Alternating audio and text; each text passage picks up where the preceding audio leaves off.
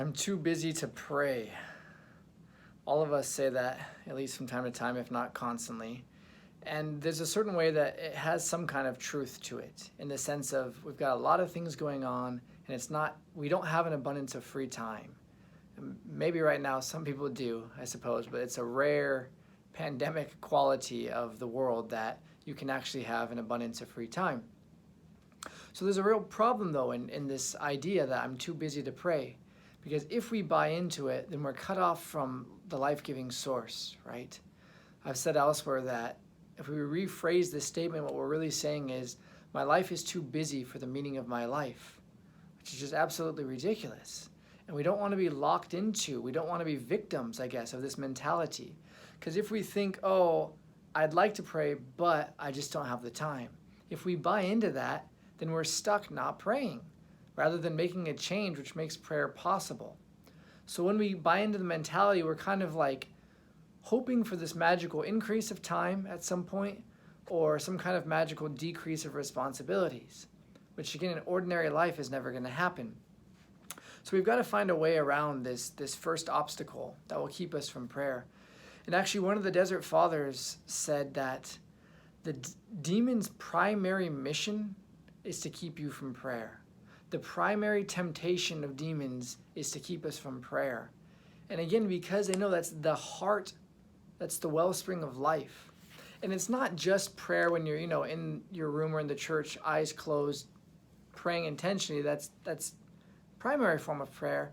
But the more we pray like that, the more prayer spreads out across our whole life. The more we can be praying as we just walk about during our day, especially considering the definition of prayer of St. Teresa of Avila, right? Just lifting up your heart to God, entering into sharing with God. If that's a broader definition of prayer, you have to practice specific times of prayer to train that. But the more you train that, the better you are at expanding your ability to pray through the whole of your life. So we have to get beneath this lie of I'm too busy to pray so as not to be stuck behind it. So here's a way to reword this. And this kind of takes some honesty with ourselves. And this is true for everyone. I'm not pointing fingers. This is true for me too, what I'm about to say. So instead of saying I'm too busy to pray, one thing we could say is, I'm so invested in other priorities, I have no time left for what's best. I'm so invested in other priorities that I have no time left for what's best. And the reason I say what's best, I almost said what's most important, which is also true, right? But as soon as we say most important, we can tend to think of like obligation, like, oh yeah, this is the thing I'm supposed to do. See last video for that. That's not what prayer is. But it's what's best, meaning it's like what's most life-giving and most meaningful. And maybe we don't experience prayer like that, and I'll talk about that more later. Even at the end of this video, I want to touch on that. But it's at least the gateway to what's most authentic, most life-giving, and most enjoyable in life. So if we say, I'm so invested in other priorities that I have no time left for what's best, that's like, whoops, something's wrong here. I should try to change that. Do you see the difference? If we're just saying, oh, I'm too busy, I can't pray because I'm a victim and I don't have any, I'd like to, but I can't. Well, then we're stuck underneath that. But if we admit, you know what? I've chosen other priorities rather than this. Then we can start making change. Then we can start examining our priorities and start maybe doing a value assessment. Here's another way to say it. I'm so busy worshiping the God of busyness that I don't have any time left for the real God. I'm so busy worshiping the God of busyness, I don't have any time left for the real God. Or similarly, I'm so enslaved by false gods, I have no resources or time left for the true God. Again, that's an awful thing to say. And of course, this is true for all of us. But it's helpful to reveal that, because the more we're able to say, you know what, actually, that's actually what's going on, then we can be convinced of, boy, that doesn't sound like a good principle to live my life by. That doesn't seem like a good thing to follow. We'll be less convinced of it, and more desiring to change, more desiring to be freed from that lie. I should clarify here, all of us have different states in life, as I've expressed. And your actual time for prayer is going to depend, and maybe I'll talk about that elsewhere, but you do have to balance, like, what are your demands of life?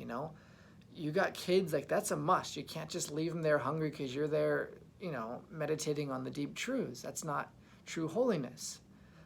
St. Francis de Sales and True Devotion is all about this, of what is true and false devotion. So that, just to clarify, I'm not saying that you need to abandon there are important things that you have to do unavoidably. But at the same time, what's the limit on those, and how much prayer is right for you in your life? So once you've recognized the actual space of prayer that's right for your vocation, then you can start recognizing where the false gods are, the things that are filling up even that time. Okay, another way to say it. I'm so captured and possessed by trivial secondary things. I'm so dominated by nonsense that I have nothing left in my life for the authentic. Again, a terrible thing to say, but it's honest. We all need to say that. That's true for all of us in some way. We're so caught up in the secondary. We're so dominated by nonsense. We have no time left for the authentic. But by saying it like that, it's already starting to free us, or at least to make us realize we should long for salvation here. I don't want to be dominated by nonsense. So how can I change? We have to admit it, though, first, to be able to recognize it. Another way to say it, my values are so wrongly set that I'm completely controlled by what's life-draining. That's probably the worst of all. Recognizing it's not just a matter of oh, God wants more time because he's jealous. Or, yeah, I should really put more time into that. It's no. What's life-giving and what's life-draining? Because relating to God is, again, not only in the church, eyes closed moments. God, in a certain sense, that's important, but God is, all that's authentic is from God. All that's life-giving is from God. There's no, you can't say, what is it? You can't say Jesus is Lord without the Holy Spirit. All that is true, all that is good, all that is beautiful is of God. So it's how do we find what is true and what is life-giving in life, and not be distracted and sidelined by the life-draining, the false, the imitators, the false gods, so to speak. That's huge. So really, going into prayer, making time for prayer, it's not just shifting our calendar around. It's really an exodus from false values.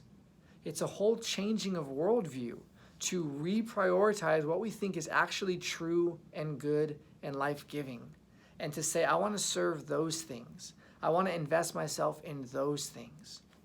So it's not just clearing the schedule, it's a whole change of orientation in our lives, a whole conversion of what we value.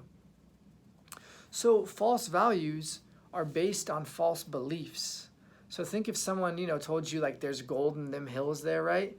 Well, you're going to go dig in those hills.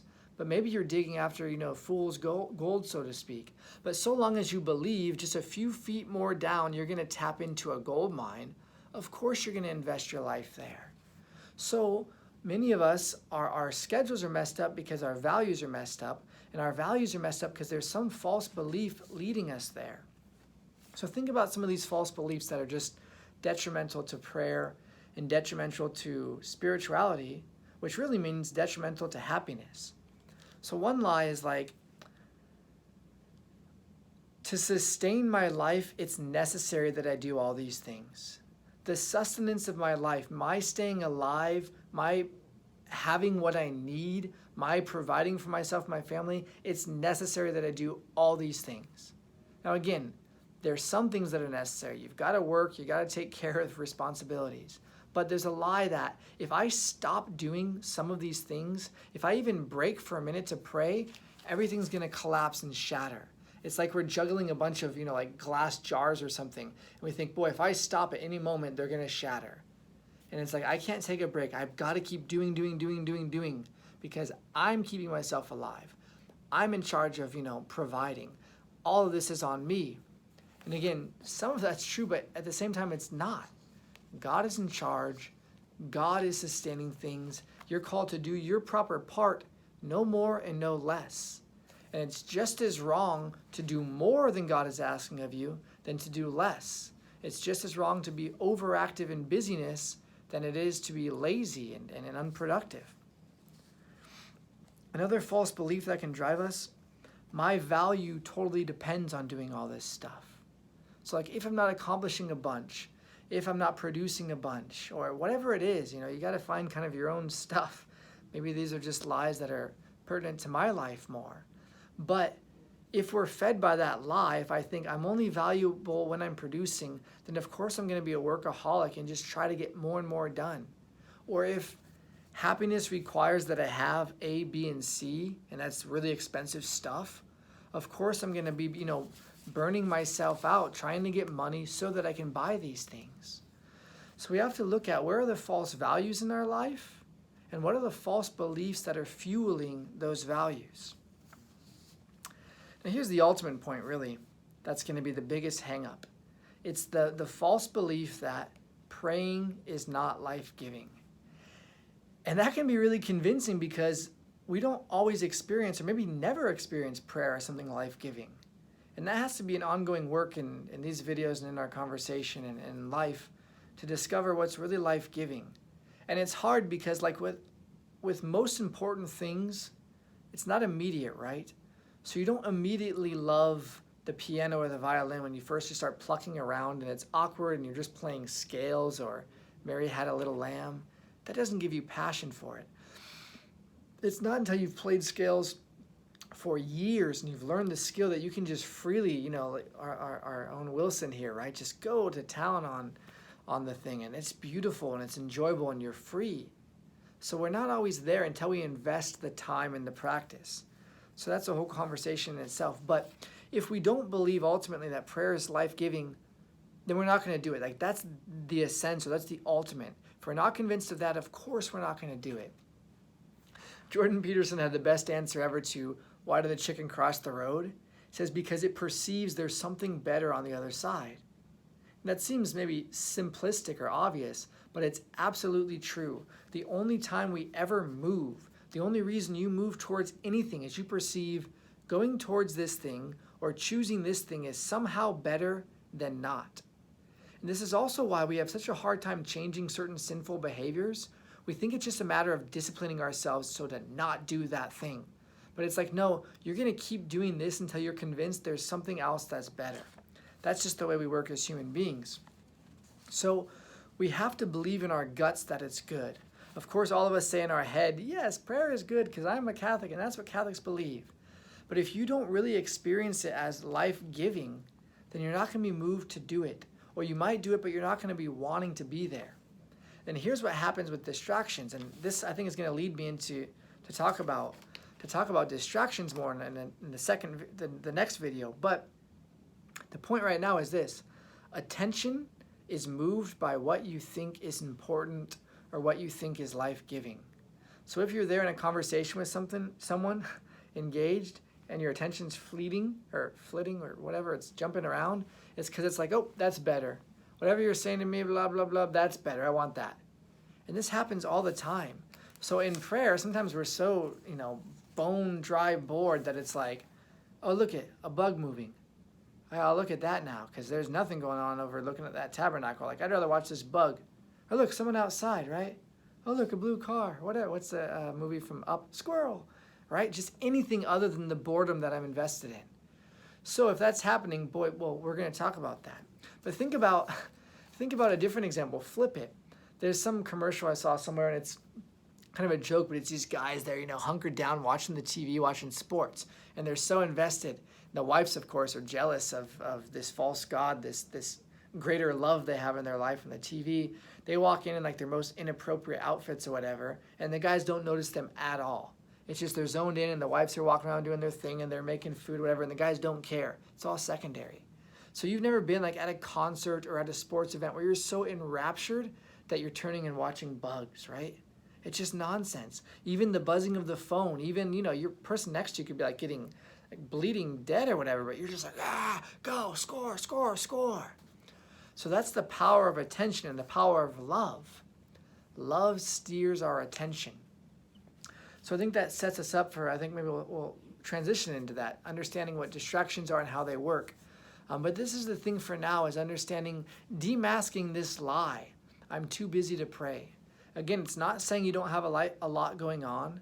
I'm not saying it's easy to find the time to do this, but I'm saying we have to recognize it's a choice of priorities and it's a choice of values. And it's also a matter of demasking the lies and the false gods that trumpet themselves as necessary, that boast themselves as the important things to focus on. And it's a recognition of, even if those things are important, I've got to recognize what's my responsibility, my duties, my state in life. Got to discern that. You can't even start until you've discerned that to get your boundary lines. But once you have those boundary lines, it's knowing, okay, prayer, relationship with God is so essential, not just for being a good Christian, but for being sane and for being happy and for being able to discern and invest yourself in what's truly life-giving.